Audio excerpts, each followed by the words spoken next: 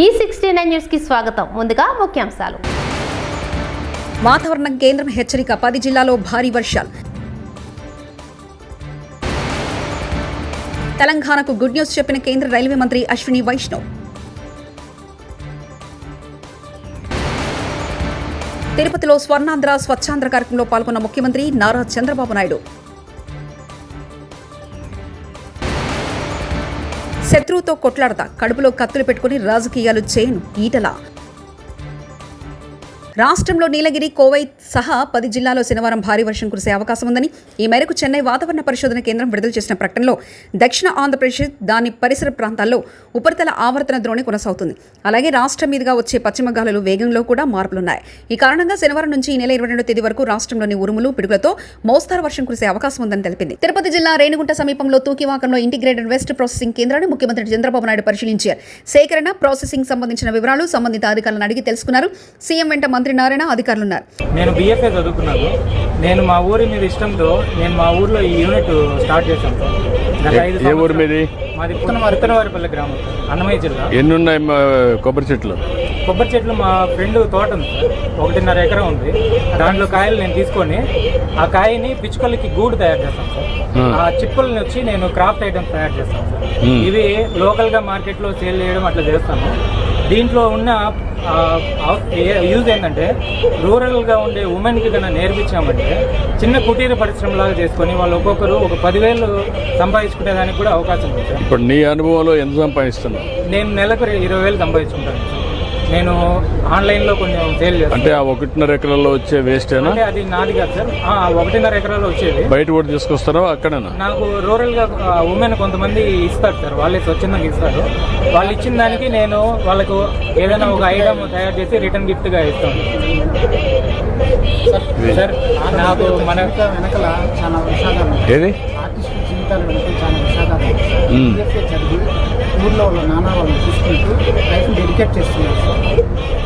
మనకు గవర్నమెంట్ తరఫున ఏదైనా అవకాశం ఉంటే మన టీటీడీలో చాలా కొబ్బరి చిప్పలు వేస్ట్ అవుతుంది.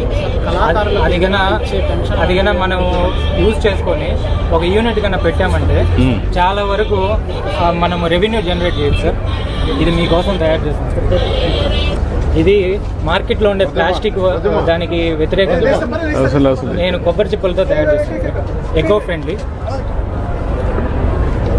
ఇప్పుడు ఈ కొబ్బరి చిప్పలు వీళ్ళు ఏం చేస్తున్నారు? టీటీడీ ఏమైనా ఐడియా ఉందా? టీటీడీ వాళ్ళు కొన్ని కోకో ఇది బొగ్గు తయారు చేసేదానికి యూజ్ చేస్తున్నారు. కొంచెం మీరు వర్కౌట్ చేయండి. ఈ ఎకో సిస్టమ్ ఎట్లా క్రియేట్ చేయాలి? ఇప్పుడు వారు చెప్పినట్టు తిరుపతిలో పెట్టి ఇలాంటివి కూడా చేయగలిగితే వచ్చిన దానిపైన భక్తుల యొక్క ఇదన్నమాట కాంట్రిబ్యూషన్ భక్తుల కోసం చాలా బాగుంటుంది. ఇవన్నీ కూడా వేరియస్ చేయగలుగుతున్నారు. ఏం చేయగలుగుతారు వర్కౌట్ చేయండి. కళాకారులు సెల్ఫ్ ఎంప్లాయ్మెంట్ కూడా ఇది ఎట్లా చేయాలని వర్కౌట్ చేస్తాం. ప్రభుత్వం తరఫున ఏదైనా మనకు ఆర్థిక సహాయం ఉంటే నేను ఇంకా దీన్ని డెవలప్ చేసి 100 జాబ్స్ క్రియేట్ చేయగలుగుతాను. నువ్వు సెటప్ చేసుకోవాలంటే మోడల్కి ఎంత అవుతుంది నీకు? ఒక 10 లక్షలు అవుతుంది సార్. ఓకే, ఒక పని చేయండి, MSME క్రియేట్ చేయండి. ఏ ఊరు మీది? పుల్లంపేట మండలం, పుత్తనవారిపల్లి. అన్నమయ్య మీది కాదు, అన్నమయ్య డిస్ట్రిక్ట్. మీరు పని చేయండి, MSME రిజిస్టర్ చేసి ఒక 2-3 లక్షల రూపాయలు ఆ ప్రాంతంలో సబ్సిడీ ఇచ్చి ఇక్కడంతా లోన్ అరేంజ్ చేయండి. ఏం చేయగలుగుతారు? వైబుల్. గన్నవరంలో ఈక్లాట్ హెల్త్ సొల్యూషన్ కంపెనీని ప్రారంభించారు విద్యా ఐటీ శాఖల మంత్రి Nara Lokesh. One of the highest pass percentages, which means that there's amazing aspiration. From Guntur to Gulf, America to Australia, wherever you go, you actually end up seeing Telugu CAs today. As I said, your profession is not easy. That's why I chose to become a Stanford MBA. It is a very difficult profession, but that's what makes it very valuable. You know, diamonds are not made easy, neither are CAs. People say there are 2 types of folks. One are CAs, the other one who wish they were CAs. And people who criticize you are merely jealous about you.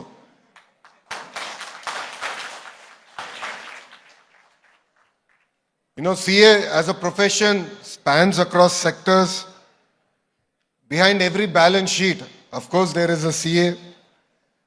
And when I went to Stanford for my MBA, I actually focused on accounting because I knew that was my biggest weakness.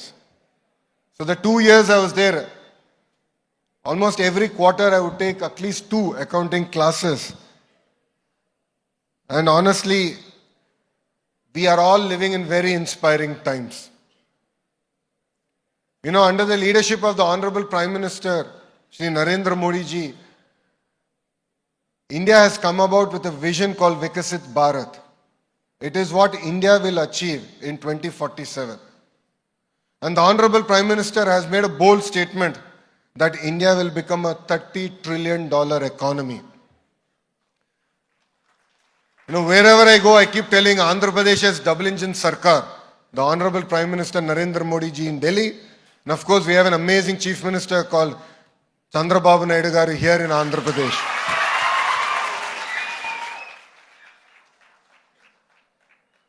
For all of you sitting here, you know, Mr. Naidu is a true inspiration. I'm not saying this because I'm his son. I'm not saying it because I'm the National General Secretary of Telugu Desam Party. Today, if I'm in politics, if I'm inspired by a visionary leader to join politics, it is one person, that is our Chief Minister, Mr. Chandrababu Naidu garu. His age might be 75, but his heart is like a 25-year-old. I think about 45 days back, we did a housewarming ceremony in Kuppam. There, the priest was saying, he will have amazingly long life. So my second question to the priest was, will he have the same energy also? Because the sheer passion with which he's going about building a state, the sheer energy with which he's attracting investments into the state. You know, we have taken a stand that by 2047, Andhra Pradesh will become, you know, a $2.4 trillion economy. Now, what does it mean for all of us sitting here? It will open up amazing opportunities for us to go conquer Andhra Pradesh. Companies will come here, will invest in our state across sectors. If you look at it, we've always taken a stand that we'll only have one capital, but development will be decentralized. You know, automotive cluster is in Anantapur. Renewable energy is coming up in Kurnool and Anantapur. The drone city is coming up. Railway శాఖ మంత్రి అశ్విని వైష్ణవ్ తెలంగాణకు good news చెప్పారు. హర్మకొండ జిల్లా కాజీపేట మండలంలో 250 కోట్ల రూపాయలతో railway manufacturing unit పనులు శరవేగంగా జరుగుతున్నాయన్నారు. పనుల పరిశీలన నిమిత్తం ఇవాళ కేంద్ర మంత్రి యూనిట్ను సందర్శించారు. తెలంగాణలో ఇదో పెద్ద ప్రాజెక్ట్ అని చెప్పిన కేంద్ర మంత్రి ఈ ప్రాజెక్టు వల్ల చాలా మందికి ఉపాధి అవకాశాలు కలుగుతాయన్నారు. దేశంలోనే ఇది పెద్ద రైల్వే మ్యానుఫ్యాక్చరింగ్ యూనిట్ అని, వందే భారత్ బోగీలు కూడా ఇక్కడే తయారవుతామని మంత్రి వెల్లడించారు. ప్రధానమంత్రి నరేంద్ర మోదీ నాయకత్వంలో భారతీయ రైల్వేలు పురోగమిస్తున్నాయని మంత్రి వెల్లడించారు. Manufacturing can be done. So I'm very happy. Progress is there. I'll request Honorable Shri Kishan Reddy ji to speak in.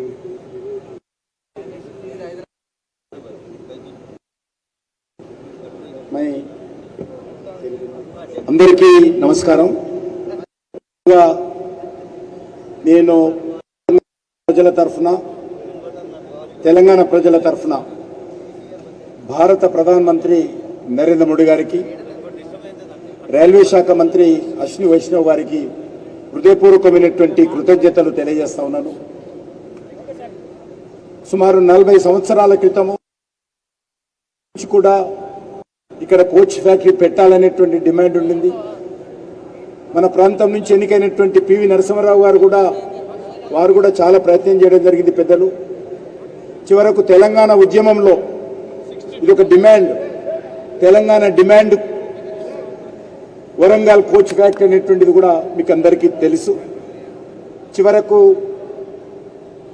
Narendra Modi గారు ప్రధానమంత్రి అయిన తర్వాత ఈరోజు ఒక కోచ్ ఫ్యాక్టరీ కాదు, ఇక్కడ రైల్వే ఇంజన్ల మ్యానుఫ్యాక్చరింగు, కోచ్ల మ్యానుఫ్యాక్చరింగు, వ్యాగన్స్ మ్యానుఫ్యాక్చరింగు, ఈ 3 పెద్ద మనసుతో నరేంద్ర మోడీ గారు మరి అంగీకరించి వారిని రైల్వే శాఖ మంత్రి అయినటువంటి అశ్విని వైష్ణవ్ గారిని ఆదేశించడం జరిగింది. ఈరోజు మనకందరికీ తెలుసు, ప్రధానమంత్రి గారు స్వయంగా ఇక్కడికి వచ్చి ఇక్కడనే దీనికి భూమి పూజ చేసిన విషయం వరంగల్ గడ్డలో, ఓరగల్ నగరంలో తెలుసు.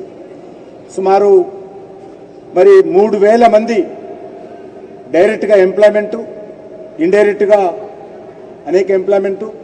మంత్రి గారు అశ్విని వైష్ణవ్ గారి దృష్టిలో ఇంకా అనేక రకాలుగా దీన్ని మరింత అభివృద్ధి చేయాలనేటువంటి ఆలోచన వారు చేస్తూ ఉన్నారు. వారికి మనస్ఫూర్తిగా నేను ధన్యవాదాలు తెలియజేస్తా ఉన్నాను. తప్పకుండా నరేంద్ర మోడీ గారు ఏదైనా గ్యారంటీ ఇస్తే ఆ గ్యారంటీని అమలు చేసేటువంటి గ్యారంటీకి ప్రతిరూపమే ఈరోజు నరేంద్ర మోడీ గారు. ఏదైనా మాట ఇస్తే మాట ప్రకారం, మీకు అందరికీ తెలుసు, ఈరోజు వరంగల్ రైల్వే స్టేషన్ అత్యంత అద్భుతంగా ఈరోజు తెలంగాణలో 40 రైల్వే స్టేషన్లు జరుగుతున్న అభివృద్ధి, అందులో వరంగల్ రైల్వే స్టేషన్ కూడా అభివృద్ధి జరిగింది. ప్రధానమంత్రి గారి చేతుల మీదుగా ఆ వరంగల్ రైల్వే స్టేషన్ ఇనాగ్రేట్ చేసుకుంది. ఇక్కడ రింగ్ రోడ్డు 50% రింగ్ రోడ్డు కేంద్ర ప్రభుత్వం పూర్తి చేయడం జరిగింది. ఇక్కడ టెక్స్టైల్ ఇండస్ట్రీ కేంద్ర ప్రభుత్వము మంజూరు చేయడం జరిగింది. 1000 స్తంభాల గుడి మళ్ళీ పునరుద్ధరించడం జరిగింది నరేంద్ర మోడీ గారు, ఆ యొక్క మంటపం. అదేవిధంగా ఇక్కడ అనేక రకాల అభివృద్ధి కార్యక్రమాలు జరుగుతూ ఉన్నాయి. ముఖ్యంగా ఇక్కడ ఎయిర్పోర్టు రావాల్సి ఉంది. నేను గతంలో కేసీఆర్ గారికి అనేక ఉత్తరాలు రాశాను. ఇప్పుడు మళ్ళీ ఈ ప్రభుత్వం వచ్చిన తర్వాత కూడా చర్చిస్తున్నాము. స్వీకరించారు. ఎంత తొందరగా ఎయిర్పోర్టుకు సంబంధించినటువంటి భూములు ఈరోజు సివిల్ ఏవియేషన్ మినిస్ట్రీకి హ్యాండ్ ఓవర్ చేస్తే అంత తొందరగా మన ఓరుగల్లు నగరానికి, వరంగల్ కోటకు ఈ యొక్క విమానాలు అవకాశం ఉంది. దాన్ని శత్రువుతో నేరుగా కొట్లాడతానని కడుపులో కత్తులు పెట్టుకుని రాజకీయం చేయడం తనకు చేత కదని భాజపా ఎంపీ ఈటల రాజేందర్ అన్నారు. హైదరాబాద్లోని షామీర్పేటలో హుజురాబాద్ భాజపా కార్యకర్తలతో నిర్వహించిన సమావేశంలో ఆయన మాట్లాడారు. హుజురాబాద్ నుంచే అనేక పోరాటాలు చేశామన్నారు. కొందరు సామాజిక మాధ్యమాల్లో తప్పుడు ప్రచారం చేస్తున్నారని పేర్కొన్నారు. 2 సార్లు జిల్లా మంత్రిగా పనిచేసిన నేను నా అడుగు పడని గ్రామాలు లేవు కరీంనగర్ జిల్లాలో. ఉమ్మడి కరీంనగర్ జిల్లాలో నా అడుగు పడని గ్రామాలు లేవు. ఉమ్మడి కరీంనగర్ జిల్లాలో నేను కరీంనగర్లో ఉంటే పొద్దున ఉదయం పొయ్యి ముట్టిస్తే రాత్రి 12 గంటలకు కూడా ఆ పొయ్యి ఆరిపోయేది కాదు. ఒక్క హుజురాబాదు, ఒక కమలాపూర్ వచ్చిన వాళ్ళు కాదు బిడ్డ, మొత్తం కరీంనగర్ జిల్లా మొత్తం వచ్చేది. పక్క పంటున్న జిల్లాలు కూడా అప్పుడప్పుడు వచ్చిపోయేది. ఇవాళ నేను 2 సార్లు 40 ఫ్లోర్ లేదని చెప్తున్నా అంటే నాకు తెలియని జిల్లా ఉంటుందా? నేను పోని మండలం ఉంటుందా? నేను మాట్లాడినటువంటి జాతులు ఉంటాయా? మీకు మా చరిత్ర తక్కువ తెలుసుకోడు. మీ చరిత్ర మీకు తక్కువ తెలుసు. భాగ్యనగరంలో పలు చోట్ల భారీ వర్షం కురుస్తుంది. ముఖ్యంగా గ్రేటర్లో మరోసారి కుండపోత వర్షం పడుతుంది. జీడిమెట్ల, కొంపల్లి, సుచిత్ర, బాలనగర్, బోయిన్పల్లి, అల్వాల్, మల్కాజ్గిరి, మౌలాలి, బేగంపేట, మలక్పేట్, చార్మినార్, ముషీరాబాద్, ఆబిడ్స్, కోటి, హిమైత్ నగర్, కాచిగూడ, లకడికాపుల్, ఖైరతాబాద్, అమీర్పేట్, అశోక్ నగర్, సికింద్రాబాద్, ఉప్పల్, ముషీరాబాద్, బంజారాహిల్స్, ఓయూ, తార్నాక, నాచారం, మల్లాపూర్, హబ్సిగూడ,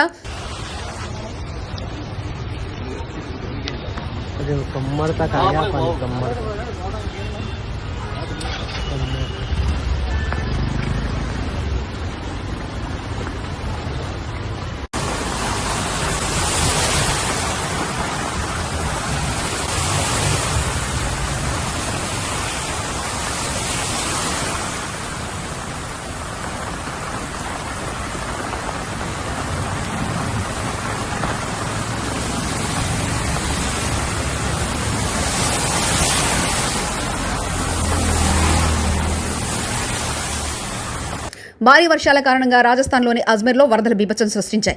ఈ వరదల ముంచెత్తడంలో రోడ్లని నదులను తలపించాయి. అజ్మీర్లోని ఆనాసాగర్ సరస్సు నుండి నీరంతా రోడ్డుపై నుంచి ఉధృతంగా ప్రవహిస్తుంది. రహదారులపై మోకాల లోతు వరకు వరద చేరడంతో రాకపోకలకు అంతరాయం ఏర్పడింది. మరోవైపు అజ్మీర్లోని జవహర్లాల్ నెహ్రూ ప్రభుత్వ ఆసుపత్రిలోకి వరద నీరు చేరింది. దీంతో రోగులు, వైద్య సిబ్బంది తీవ్ర ఇబ్బందులు పడుతున్నారు.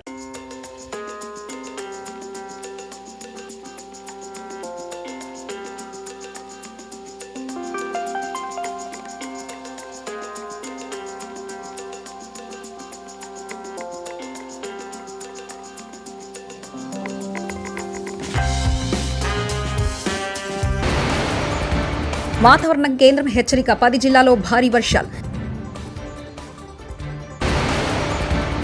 తెలంగాణకు గుడ్ న్యూస్ చెప్పిన కేంద్ర రైల్వే మంత్రి అశ్విని వైష్ణవ్. తిరుపతిలో స్వర్ణాంధ్ర స్వచ్ఛాంధ్ర కార్యక్రమంలో పాల్గొన్న ముఖ్యమంత్రి నారా చంద్రబాబు నాయుడు. శత్రువుతో కొట్లాడతా, కడుపులో కత్తులు పెట్టుకుని రాజకీయాలు చేయను ఈటల. ఈ 69 న్యూస్ ఇంతటితో సమాప్తం. చూస్తూనే ఉండండి ఈ 69 న్యూస్.